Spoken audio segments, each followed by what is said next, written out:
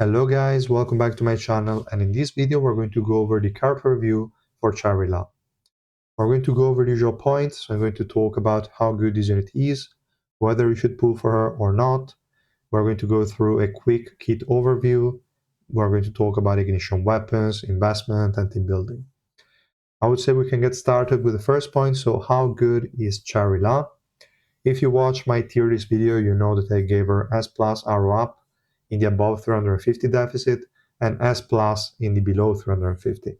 The reason why her ranking increases with the increase of deficit is because she has max HP damage. So below 350, other DPS units will outdamage her, will be better, like we will have a lot of better options. Above 350, attack scaling DPS units will start to fall off. Not all of them, but most of them. And in that case, Cherry will gain more value because her damage will always be the same. So that's really, really good. I also have to mention that S plus arrow up is the highest ranking I gave to an SSR unit. I don't think she is better for your account compared to a Reflejo, Mamanak, or like Icepear Kunagero or Spibaranak. I think those four units and maybe some other are way better for your account compared to a Charila. But the fact that she outdamages a lot of SSR plus DPS options is insane. I really think that's pretty nuts. It only happens again at higher deficits, but it's really, really good. I really like it. I think she's a great DPS option. That being said, she has a lot of downsides. That's also why I didn't give her irregular. I was thinking about it. I was about to do it, but then I was like, no. Like there are some downsides that I think are too like relevant to place her in irregular. Even though she has irregular damage in the right situations, the fact that she can be interrupted while casting the special move, so she has to charge up for like 3 seconds, and in those 3 seconds she could be interrupted, is extremely annoying. So that is one of the reasons, but not the main one, because you can work around it. You can build effect resistance. You can have invincibility in the team, so that's fine. But the main downside, I think, is that she is extremely vulnerable to debuff removal enemies. Is not to say that she cannot counter her, like counter those units with the right teams, but it's definitely annoying. You cannot really auto against them. Like you have to tweak the team every time you're facing one. Units like Garam and Tenkats are especially annoying. Other units with debuff removal would be Evan, but it's not that big of a problem. Uh, Data Gustang, also not an insane issue. And we also have Anniversary Iwa, but also again, not a big problem. Every unit that has the debuff removal on the special move is kind of easy to deal with. You just need to remove their energy and stun them. So it's not a big deal, but yeah. Some other, like Tenkats and Garam, are extremely annoying to deal with. So for those kind of reasons, I decided not to give her irregular, even though she has irregular tier damage. Keep that in mind. She can kill a lot of enemies. With the right teams, potentially everything. So really, really good for an SSR. It's absolutely insane. I don't know why they made Cherry that strong, but they did. So it's whatever. We have to live with it. Now, the developer said that she's a great sub DPS, and yes, she is definitely good. She has skill block, she has evasion increase, she has swiftness increase, only at the beginning, but okay. And she has attack increase, red element resistance decrease, so lots of stuff to support another DPS. And she also deals, again, massive amount of damage. So she works well for that. I just didn't like that use case most of the times. Probably our best combinations were with Beta and Gustang. And Gustang doesn't really need her, but yeah, whatever, it's okay, I guess. So yeah, there is definitely that.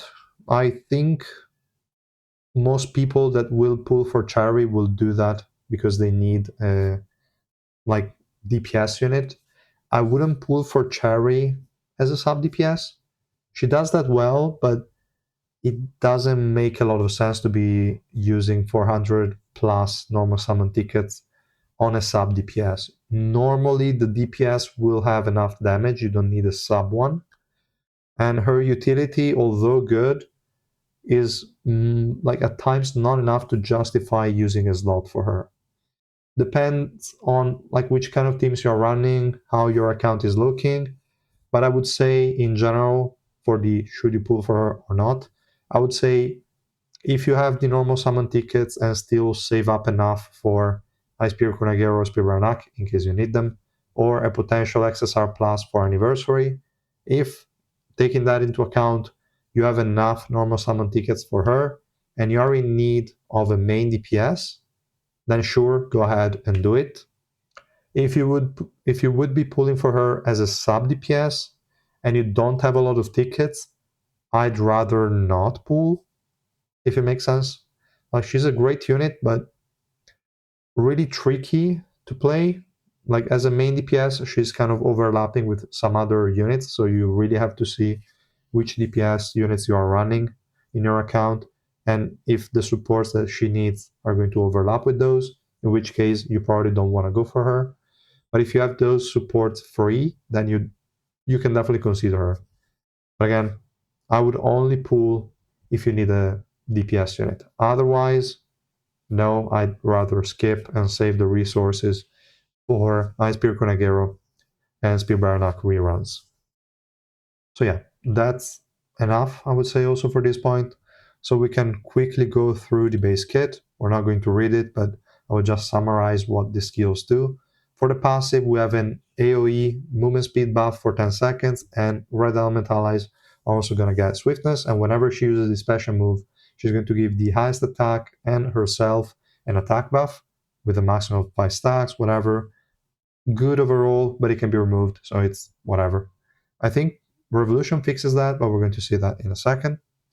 Then we have the first active skill, really important, is going to apply to herself and the highest attack. Ally provides a barrier that is going to block 3 skills and an evasion buff of 80% for 10 seconds. Unfortunately, again, 10-second uptime on an active skill is not really good enough, even though we have Revolution 5 that will help, but still not insane. Like the effect is insane, but the uptime is not, if it makes sense. Then we have the other active skills, just going to summon random whirlwinds around the battlefield and knock enemies up or back, I think, with the revolution, but whatever. And that's it. So just some crowd control. We don't really care too much. Then we have the special move. She's going to sleep for 3 seconds and then target the highest attack enemy with a sort of tornado that is going to send them airborne for 3 seconds and follow them for 10, dealing a percentage of their attack as damage, we don't really care, and reducing resistances by a percentage for up to 5 stacks. When she reaches max stacks, the Revolution 4 that we're going to read right now is going to deal max HP damage. So that's why debuff removal are annoying, because her max HP damage is tied to the red element resistance decrease stacks. If the enemy has 5, then you're going to deal max HP damage. If they don't, you're not. So also effect hit is really important. If you are at lower floors, like my free-to-play account that is around floor 103 at the moment, I had to invest in the Revolution subnode that gives effect hit, because enemies had 60 effect resistance and I had 0 effect hit. So I decided to invest in that. It's really, really important. Otherwise, if you don't apply the debuff, you're not going to deal any kind of damage. Now, Revolution 5 is the one that is going to make unremovable those buffs, so the attack buff and the movement speed and swiftness buffs. So pretty good. And then we also have an active skill cooldown reduction of 2 seconds for like herself and the highest attack ally, which is really, really good. And this is only triggering on the special move, which is not really going to be spammed. She doesn't need a lot of energy. I saw also people recommending L, but we're going to talk about that more in the ignition weapon section. But she doesn't need a lot of energy because the tornado is going to last for 10 seconds. You want to cast a special move once every 10 seconds. Sure, if you have more energy, she's going to cast it more frequently, like this Revolution 5 effect. But it doesn't really matter that much. She still has to sleep for 3 seconds. So it's still kind of weak. I mean, it is something. You can definitely get some seconds off of your active skills, but don't over rely on it. It's not really gonna do crazy for your units. So that's it for Revolution as well. Definitely the most important one is Revolution 4. You want to get that minimum. Then we have the exclusive equipment. Okay, lifesteal, we don't really talk about that.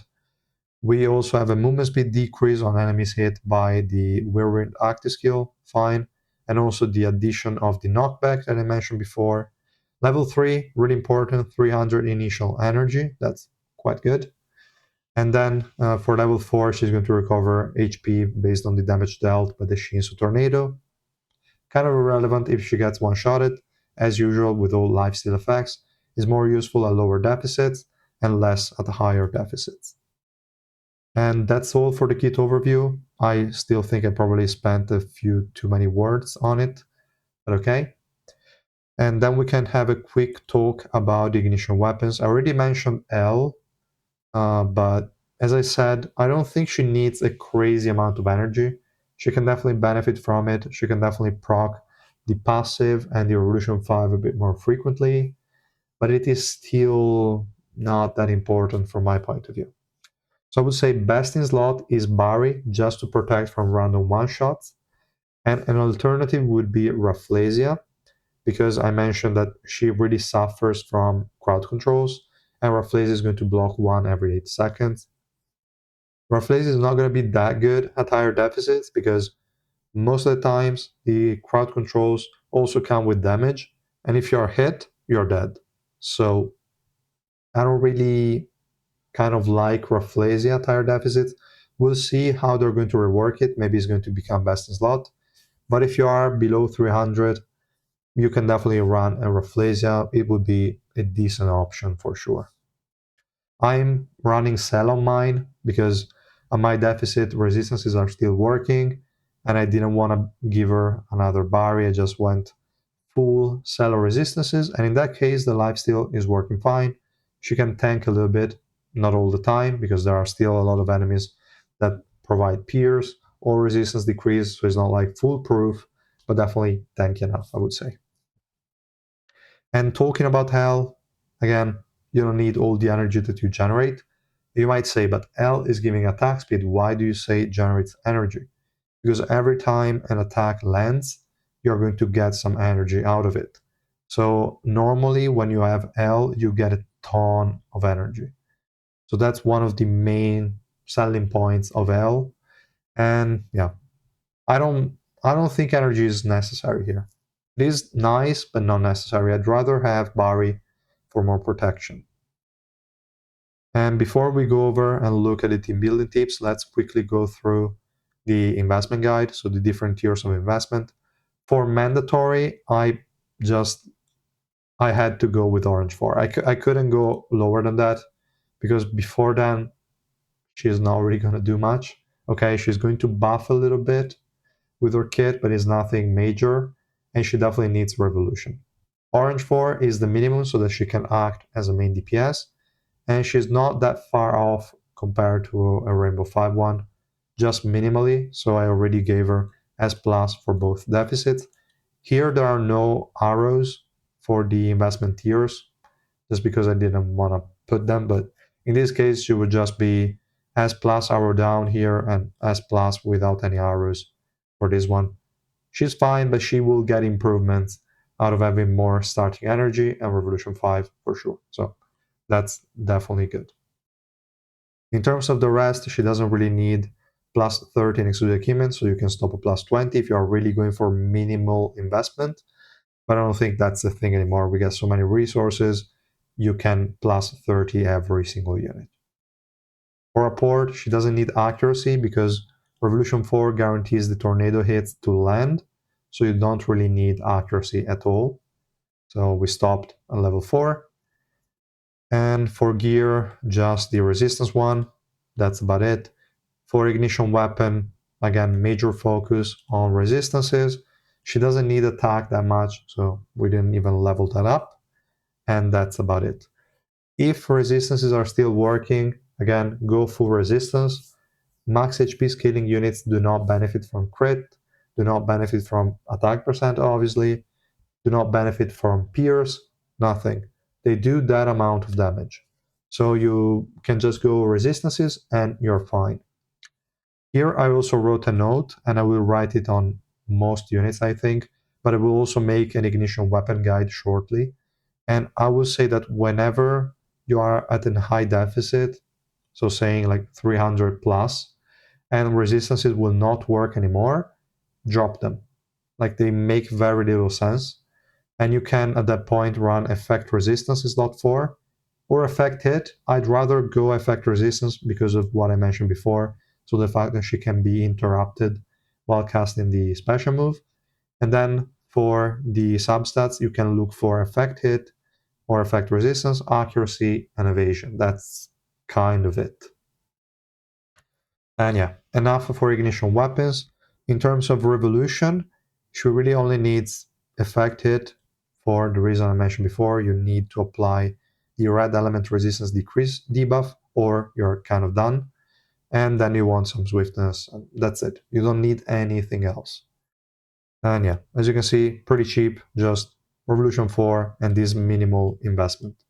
In general, you don't want to invest too much on SSR units, subnodes, because they don't contribute much to the archive. They just give attack, HP, defense, nothing major, but they don't give accuracy and they don't give evasion. So keep that in mind. Only SSR plus subnodes do that. Then for recommended is very similar. It's just Rainbow 5 this time, plus 30 exclusive equipment. Level 6 support, not needed, but it gives accuracy to everybody, so you might as well do it. Plus 5 gear, okay. Here the logic is exactly the same. We go resistances if they work. Otherwise, we go effect resistance and we look for effect hit, effect resistance, accuracy, and evasion. That's exactly the same. For Revolution, we just unlock Revolution 5, and that's it. We don't touch anything else. We don't go with additional subnodes, nothing. You don't really need it. For nice to have, is exactly the same, just more levels on the ignition weapon, plus 35 exclusive equipment, you don't need it. And the same investment for Revolution. Literally, super cheap unit, you don't need anything on her, and you're good to go. Really, really great unit. Now I think we can go over the most important part probably of the video, so the team building section. And here there is as usual the information on what this unit provides. We see here AoE max HP damage, swiftness buff, attack buff, evasion increase, skill block, red element resistance decrease. All of that is really, really good stuff. I did not mention the active skill cooldown reduction. I don't think it's that important, but okay.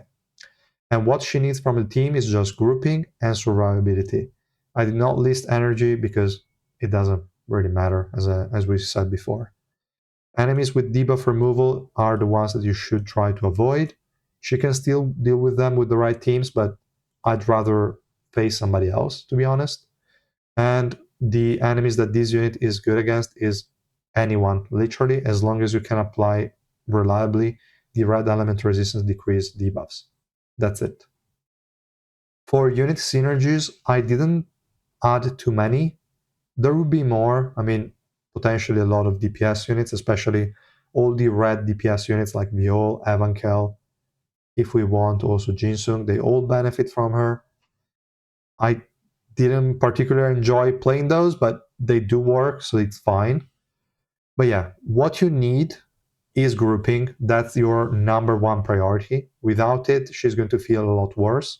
And the best grouper in the game is Irang, so well, she's almost mandatory, a really, really great unit to pair Char with. Then we have Gustang, and Gustang would be the main DPS, and Chari just acting as the sub DPS. They do work fine. I don't think Gustang needs it. Like, I don't think Gustang needs Chari support in any way, but they do work together. You can do it if you really want to. Also, Gustang is going to group enemies, which is going to benefit Chari as well, so that's really, really nice. Then we have Spear Baronak just for the HP recovery block. That's always nice. So if you have a Spear Baronak, you can definitely deploy her there. Might be already used in other teams, but if you have her free, obviously you can deploy her in a Charida team. Beta is also really good with Cherry. I mean, Cherry is probably one of the better supports for Beta. He's going to provide a lot of useful stuff to him, so that's good. But she's not on an insane level. Like, they don't have insane synergy. They just work okay together, and that's only for a main DPS Beta. If it's a stall tank Beta, then not too important, but at the very least, it's going to group up enemies a little bit at the start of the battle. Then here I added Evan as sort of a representation for a support that gives survivability.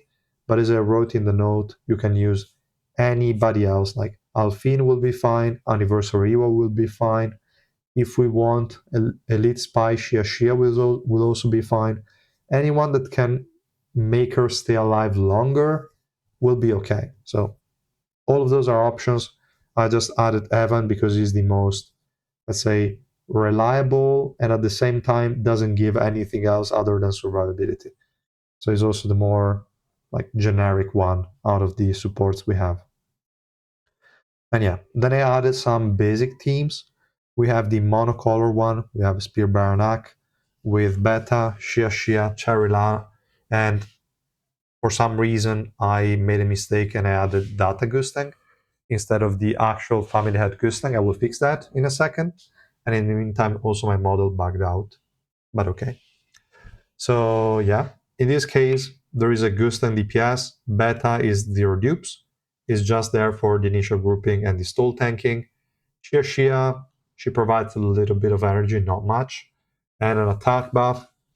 Doesn't matter. You could also leave that slot completely empty, it would be the same. So yeah, the purpose of this team is just having a stall tank, having Gustan grouping enemies, and just trying to CC them for the whole time. We have Spear Baranak to block the HP recovery, and Charila to also deal some decent damage. I mean, kinda okayish. Is a really strong team, but just because there is Gustan in it, not necessarily because Charila brings a lot of benefits to it. But in general, there is no main DPS Charila in a mono red team. She needs other units. I don't think she can really act as a main DPS here. So I gave sort of a sub DPS Cherry team here. The multicolor team is a bit different. This is something that you can normally run on Cherry and will work pretty fine. I think Bam and Evan can be replaced, but whatever. The core of this team is Irang plus Reflejo. Irang is going to bring them all together. Reflejo is going to decrease their energy so that they don't cast anything and also send them airborne. So again, they're CC'd. Now we have Cherry that is going to deal damage to all the grouped up enemies and shred through them. And Bam and Evan are just there to guarantee more survivability. But again, they're not needed. You can add a Spear Baranak instead. You can add whoever you want. It doesn't really matter. So kind of up to you, but this is an okay basic team that you can run with your Cherry. You could also try just Irang Reflejo Cherry. Should be fine, unless the enemies are a bit annoying, but if the enemy is pretty basic, those three would be enough. And yeah, guys, that's all for this video. Let me know if you have any comments, if you have any questions. I might try to expand maybe on the team building section a bit more. I don't know if I want to do it on the unit page or if I want to do it in the team comp example one. We'll see. I'll think about it and I will try to make some improvements because this is just very basic and I also try not to use units that people might not have. So yeah. Okay, guys, that's all. I will see you in the next one. Bye.